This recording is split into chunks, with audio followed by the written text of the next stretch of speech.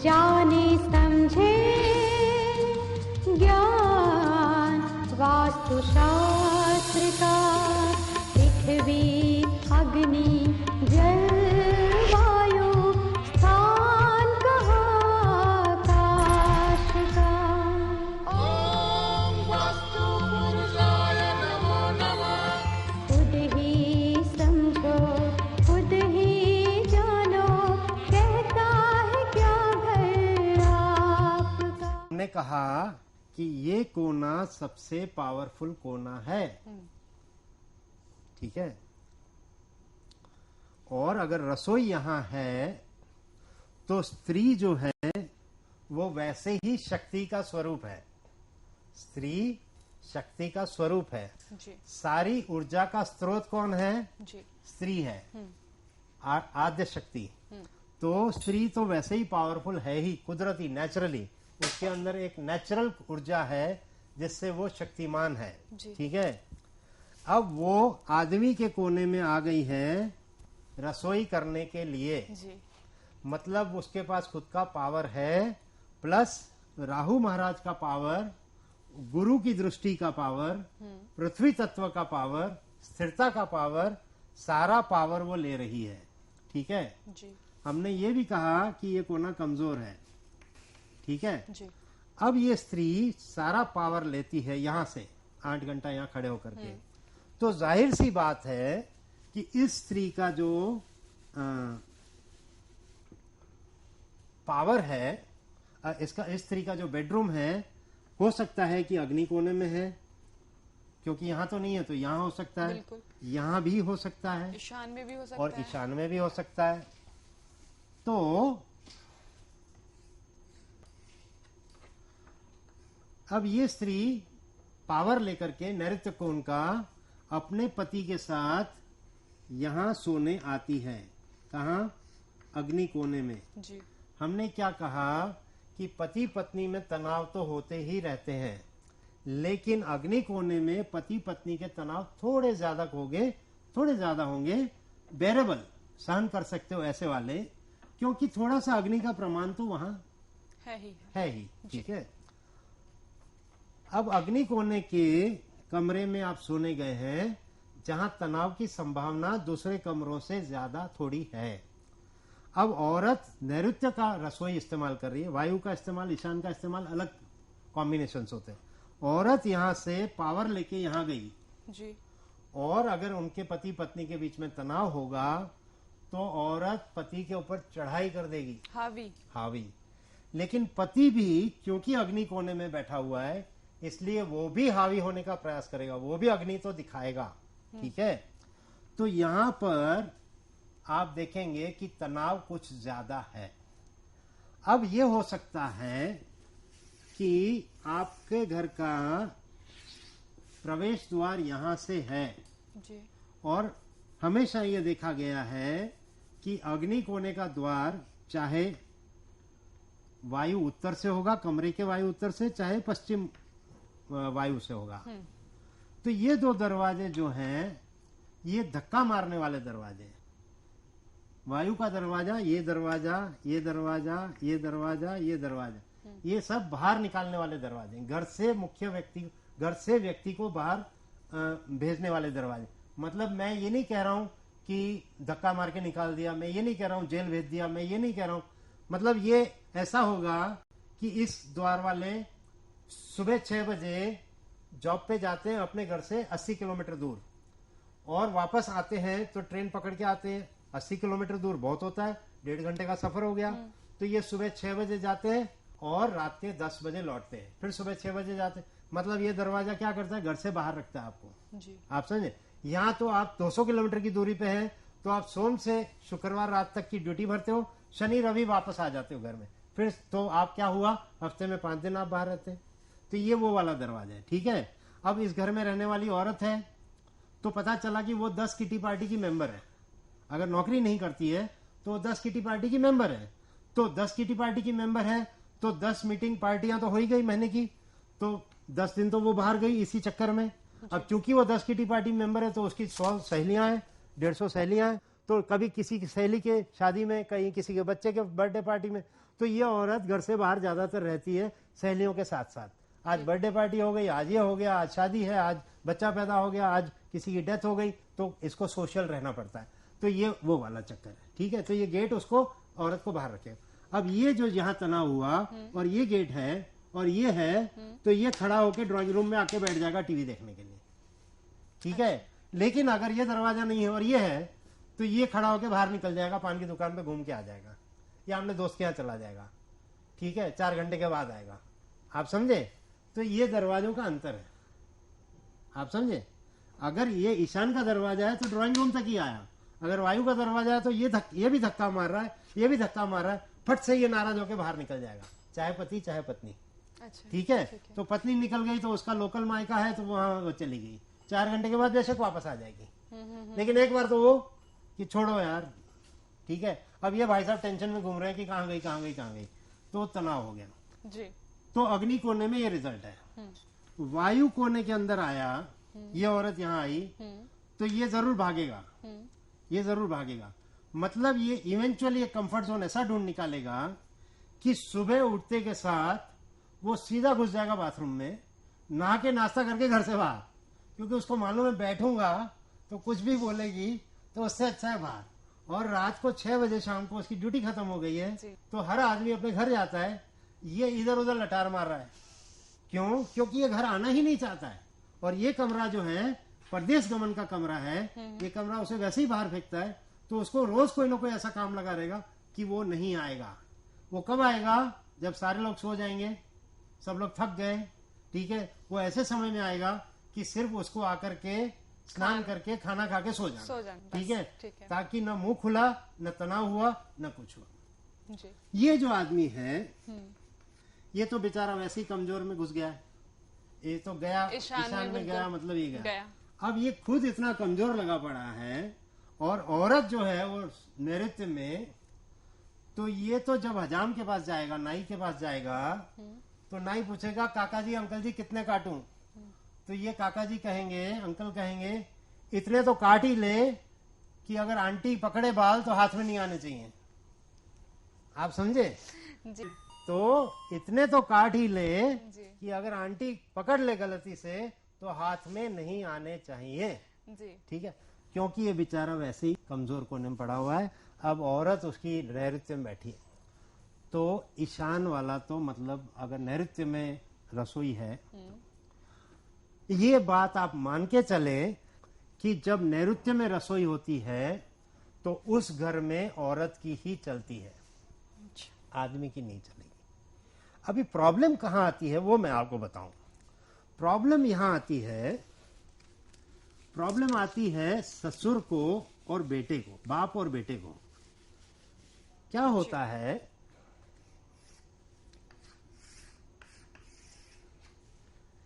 कि रसोई यहां है, बहू और माँ सास यहाँ रसोई कर रही हैं और दोनों यहाँ से पावर ले रही हैं जी। अब बहू जब अपने पति के साथ जाके सोती है तो वो अपने पति के ऊपर इतना हावी होकर बोलती है कि देखो जी आपकी माँ का बिहेवियर ये है ये है ये है, मैं मुझसे बर्दाश्त नहीं हो रहा है, मैं अभी सहन कर रही हूँ, जब तक मुझसे सहन होगा मैं सहन करूंगी, लेकिन जिस दिन मेरे सहन शक्ति की सीमा टूट जाएगी उस दिन फिर मुझे दोष मत देना कि तूने सास के साथ कैसे बदतमीजी कर ली, ठीक है। और ये औरत माँ जो है, सास जो है, वो अपने पति को जाके कहेगी देखो जी ऐसा है, गलती तो हो गई है, बहू तो आ गई गलत, और जवाब देती है, सुनती नहीं है, कहती हूँ सब्जी ये बनानी है, हाँ कहने के बाद भी कोई और सब्जी बनाती है, मेरे कहे में नहीं है, पता नहीं आगे क्या होगा, जब तक मैं सहन कर सकती हूँ मैं सहन कर रही हूँ, फिर मुझे मत कहना कि बहू के साथ तुमने बदतमीजी क्यों की, ठीक है। अब इसमें फंसता कौन है? बेचारे बेटा और बाप, ठीक है। और यहाँ से तनाव तनाव तनाव शुरू हो गया घर में। क्यों? क्योंकि अब रोज ये बातें सुनते सुनते इस आदमी से, मतलब ससुर से, क्योंकि उसके कान रोज भरे जा रहे हैं, तो धीरे धीरे धीरे धीरे उसके लिए, उसको बहू के लिए कड़वाहट आ रही है, आप समझे। तो कभी रोज बरोज के इसमें कार्यकाल में चाय देते समय, खाना देते समय इसकी कड़वाहट जो अब घर कर गई है, इसकी कड़वाहट ने उगल दिया। मतलब किसी छोटी सी गलती पे इन्होंने बहू को कुछ जरूरत से ज्यादा डांट दिया। ठीक है, जिम्मेदार कौन थी? माँ। जिम्मेदार कौन था? जो जहर उनके दिमाग में डाला गया। ठीक है, अब जैसे ही ससुर ने कुछ कह दिया तो बहू तो भैया अड़ गई अब कि ये तो अब ऐसा हो गया कि दोनों मेरे पीछे पड़ गए। तो हस्बैंड को अब जब इसके कान भरे जाएंगे तो ये क्या करेगा? ये एक दिन अपनी माँ के ऊपर भड़केगा कि माँ तुम ऐसी हो, तुम वैसी हो, तुम्हें तरीका नहीं आता है बहू के साथ बात करने का, फलाना ढिकड़ा। तो माँ बेटे में तनाव, ससुर और बहू में तनाव। अब ये तनाव एक बार जो शुरू हुआ तो ये अब इसमें मन की जो बातें होती हैं, मन टूट जाता है ना, तो उसको जोड़ना बहुत मुश्किल है। अब आप मान के चलो कि अब ये परिवार मन से टूट गया, बेशक साथ में रह रहा है। कहां से आया? यहाँ से। रसोई अग्नि। ठीक है जी। कहां से आया? यहाँ से आया। क्यों? क्योंकि आपके घर में ऐसी व्यवस्था है जहां आपने औरतों को जरूरत से ज्यादा पावर दे रखा है, और ये गलती आपको, आपके परिवार को, मन को तोड़ने में कामयाब, ये गलती ने आपके परिवार को, मन को तोड़ दिया। परिवार के सदस्य जितने भी थे उनके मनों को तोड़ दिया, जो जुड़ नहीं सकते हैं। आप समझे ना? कि वो शीशा टूटा होता है ना, उसको टूटा शीशा आप उसको जोड़ नहीं दोबारा नहीं जोड़ सकते। तो मन क्या है? शीशे की तरह है, उसको आप जोड़ नहीं सकते। ठीक है, तो ऐसी व्यवस्था क्यों देनी? ठीक है, सही बात। क्या जरूरत है? मत दो भाई व्यवस्था, काय को अपना जीवन खराब कर रहे हो?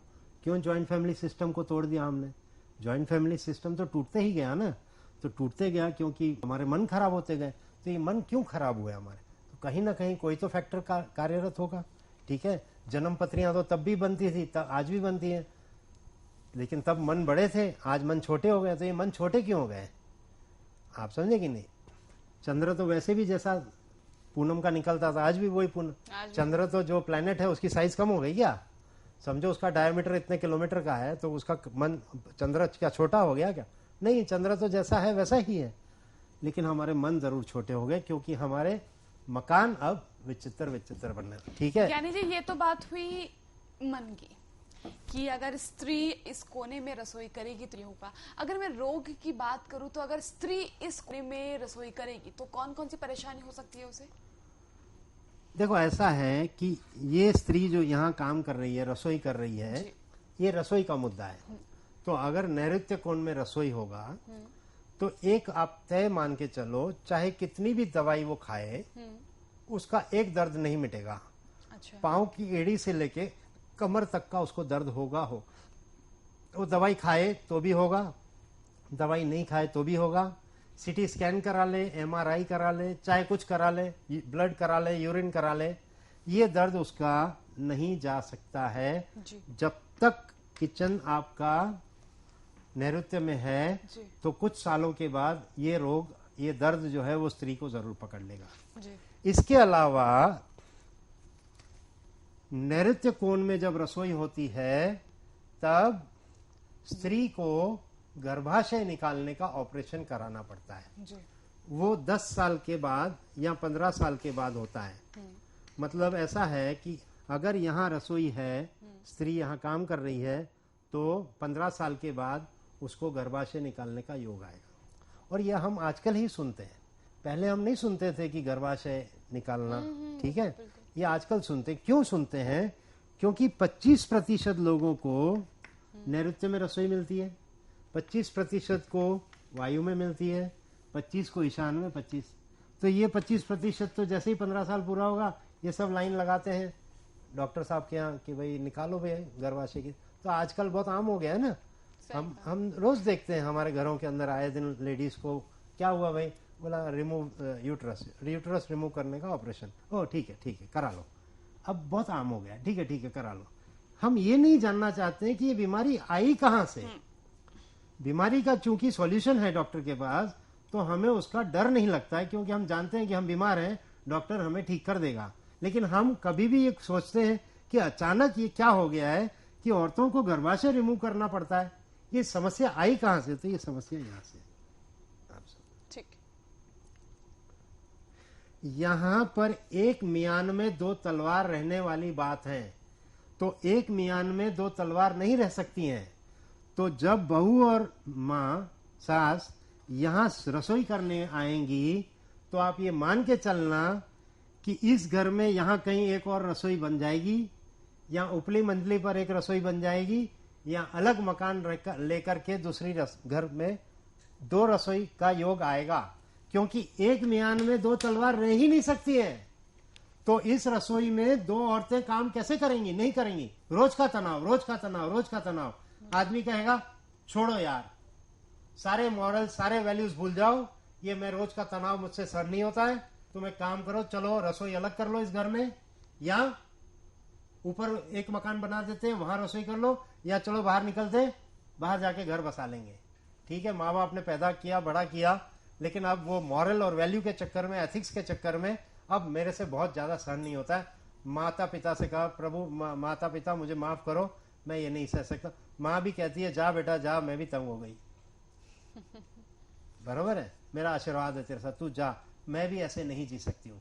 खत्म हो गया। धीरे धीरे हफ्ते में एक बार आते जाते थे, फिर 15 दिन में एक बार आते जाते थे, फिर महीने में एक बार। अब पता चला कि सालों साल बीत जाते, नहीं आते। क्यों? क्योंकि हर किसी के पास इतना काम हो गया है कि खुद के लिए समय नहीं है। तो 2 किलोमीटर दूर माँ बाप रहते हैं, उसके लिए किसके पास समय है? बिल्कुल सही। फिर खुद के भी बच्चे हो गए, उसमें व्यस्त हो गए। आप समझिए। तो ये धीरे धीरे ऐसे ही एक्यूमुलेट करता है प्रॉब्लम को, एक के पीछे एक गलती उसकी अनेक सजा, दूसरी गलती जो उसकी कि हम अनेक सजा। साफ तौर पर यहाँ पर देख सकते हैं। बिल्कुल नहीं, आपके घरों की बात है। बिल्कुल सही। आप अपने घरों में आप कुछ मत कीजिए, आप आंख बंद के सोच लीजिए, मौसी का घर, फूफी का घर, चाची का घर, नानी का घर, इसका घर, उसका घर, यार दोस्त का घर, पड़ोसी का घर। आप खाली सोच लीजिए नैऋत्य में रसोई, इतने साल हो गए, क्या क्या हो गया। आपको तुरंत पिक्चर क्लियर हो जाएगी कि ज्ञानी जी जो बोल रहे हैं सब सही बोल रहे हैं। चलिए, अब अगर आपके घर में भी नैऋत्य में रसोई है, नैऋत्य में अगर आपके बेडरूम है, तो कहाँ सोना है, किस व्यक्ति को सोना है, और नैऋत्य में तो रसोई बिल्कुल नहीं। ये सारी बातें आप लोगों ने जाना होगा कि क्या क्या परेशानियां हम लोग भुगत सकते हैं नृत्य में सारी चीजें होने से। तो आपने बहुत सारी जानकारी हासिल की होगी। ज्ञानी जी, यहाँ भी आपको बहुत बहुत शुक्रिया, आपने बहुत सारी जानकारी से अवगत कराया। लेकिन नृत्य में अगर टॉयलेट बाथरूम हो तो क्या हो, बहुत सारी चीजें हम अपने अगले एपिसोड में जानेंगे। लेकिन आज के लिए आपको बहुत बहुत शुक्रिया, और आप सभी दर्शकों से यहाँ पर चाहेंगे इजाजत। नमस्कार। नमस्कार। कहता है क्या घर आपका। अगर आप भी पूज्य दादाजी का आशीर्वाद प्राप्त करना चाहते हैं तो स्क्रीन पर दिखने वाले नंबर पर अपनी समस्या या रोग बताकर परम गुरु का आशीर्वाद प्राप्त कर सकते हैं। ये सेवा निःशुल्क है। हमारा पता है Vastu associates, 65 Sampat Rao colony, RC Dutt road, Vadodara, Gujarat. हमारे कॉन्टैक्ट नंबर्स हैं 098-791-08652, 5354, 60616263 और 099-250-48011। हमारा फोन नंबर है 0265-235-4112। हमारा टेलीफैक्स नंबर है 0265-235-4113। आप हमें ईमेल भी कर सकते हैं। हमारा ईमेल आईडी है maheshgyani@yahoo.com।